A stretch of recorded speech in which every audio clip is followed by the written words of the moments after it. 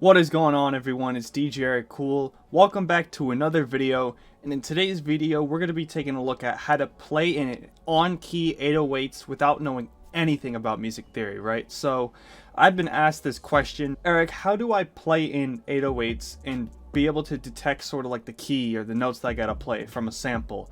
And normally I would say like you got to do some ear training and just learn, how to hear the notes and play it. But I recently found out about this really helpful tool in FL Studio, and I'm going to show you guys how to use it today. Before I really get into how to use this tool, I want to show you guys this beat that I've been cooking up.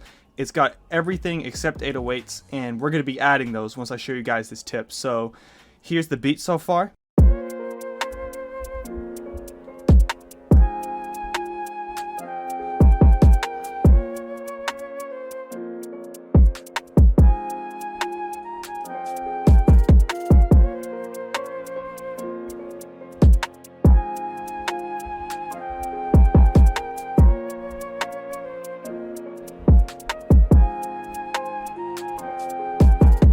Alright, so that is the beat so far. It's sounding pretty good, but we definitely can't leave it 808 list. So we're going to go into the mixer track here. I'm going to go on to track 5 or insert 5 where I got the sample. And what I'm going to do is I'm going to go into more plugins and I'm going to search up Wave Candy. And this is the plugin that we're going to need. Right? I'd never really used this plugin until I found out what it did. And that is, it can detect the notes that are in a sample that you're using. So how you do that is you go over to Spectrum, and you want to blow this up so you can see it big, right? And let's blow that up. There we go. And so if I play the sample, right,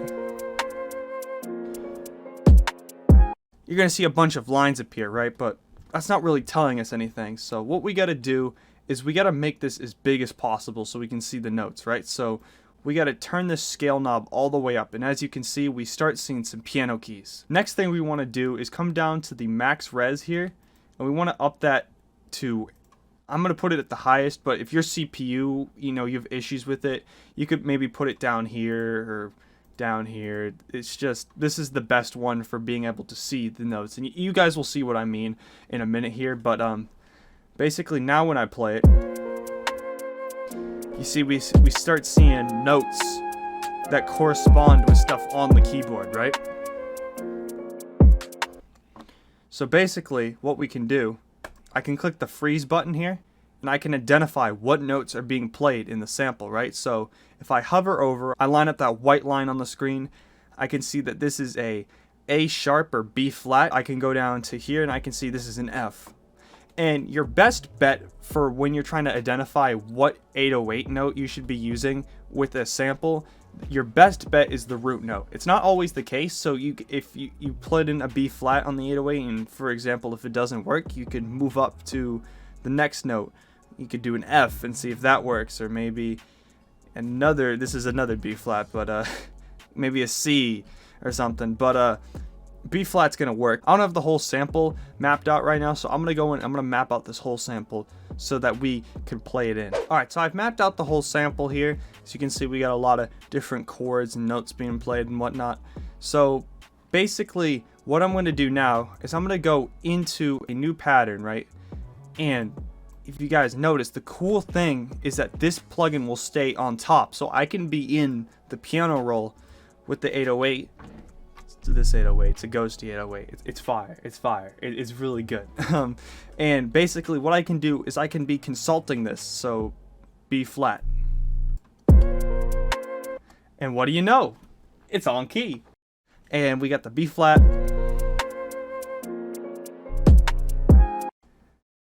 Then next we got an F. I think the root note technically moves down here, but we're staying all very similar notes. If you look the rest of the notes, we got a F here, we got a B flat here. He's just adding in a lower note. You can look at all of these and you can see them map out chords. And we got another F here. And if we keep moving on, we go back to B flat. It also says it in the top corner here, so like it's cut off, so I'm looking in the top corner of the screen here. It'll zoom in on it. you can see it in the top corner of the screen if you're working in a scenario like this. So we're going back to B flat.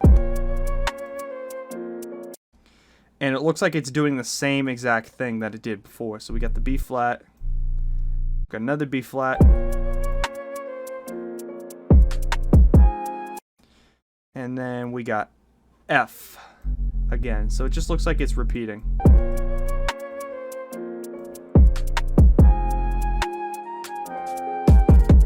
So now that we got the root notes down, we can go in and start making some slides. And I hear people trying to make these really cool slides, right? But they're sliding in and out of key, right? So we can use this tool to identify what notes are in key. So we can just highlight all the notes here. We got C, we got B flat, we got F. I think this is technically C sharp. We got another B flat.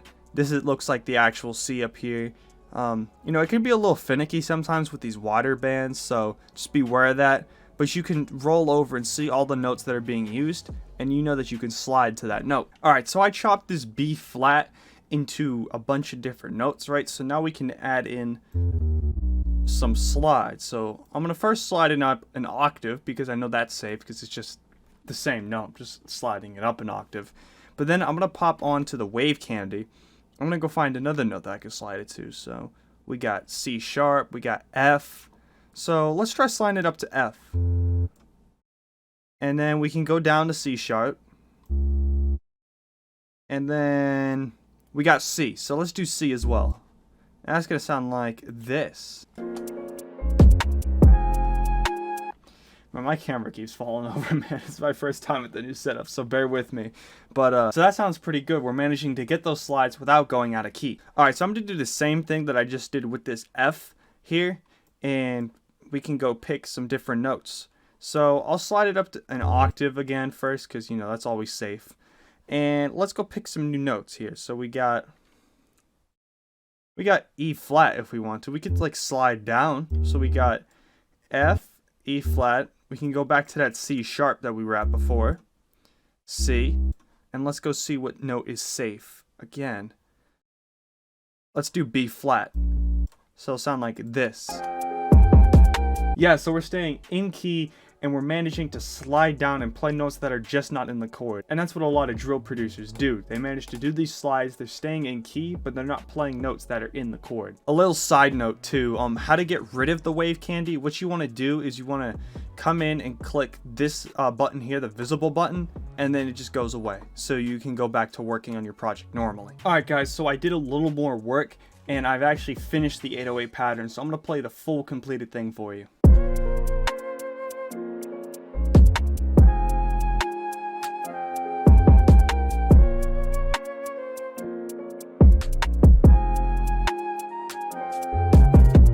Yeah, that came out pretty good for using absolutely no like musical theory, not using my ear at all, just using the Wave Candy plugin in FL Studio. And I'm 90% sure this is like a standard plugin. Like I got the producer edition of FL Studio and I didn't have to go out and buy it on my own. So, you know, that's really dope that it comes with that and you don't need to go out and like purchase it on your own. So yeah, so that was a quicker video on how to make 808 slides and make your 808s in key using a sample and no music theory or ear listening at all. So if you guys did enjoy the video, your support would be greatly appreciated. If you could go down and let me know in the comments what you think, that would be great. And while you're down there, if you could hit the like and the subscribe button, that would be awesome. I was on my YouTube analytics, right? Only around 8% of the people who watch my videos are actually subscribed. So go down right now, hit that subscribe button, ding the bell so you guys can be notified when I upload next. And before I wrap up the video, I just want to sort of touch base on what I'm going to be doing with the channel in the future. Some of you guys might have seen that I'm going to be stopping reaction videos temporarily so I can focus on making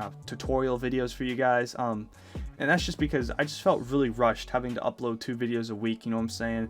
Combine that with school and all the other stuff that I'm doing, and it's just, I felt like I was really crunched for time and I couldn't put, you know, my maximum effort into, you know, editing the videos and just making quality content for you guys. I just felt like, you know, I was overdoing it, you know what I'm saying, in terms of the quantity of the content. So I'm hoping to bring back reaction videos in the future, maybe in like a live stream format where I can go live, you guys can suggest songs, maybe even songs of your own. I could do like a beat critique or song critique of your guys' songs, or just react to, you know, other UK stuff that you guys want me to react to. So yeah, just quick little thing, gonna be stopping the reaction videos and focusing on these tutorial videos. And I don't know if you guys have noticed, but I managed to figure out how to record everything on the screen. We got a different camera that we're working with, trying to get better quality. So yeah, just really putting all my effort into tutorial videos now, as opposed to splitting it between that and the reaction videos. But yeah, with that sort of announcement, that's gonna be it for today. So see you guys later.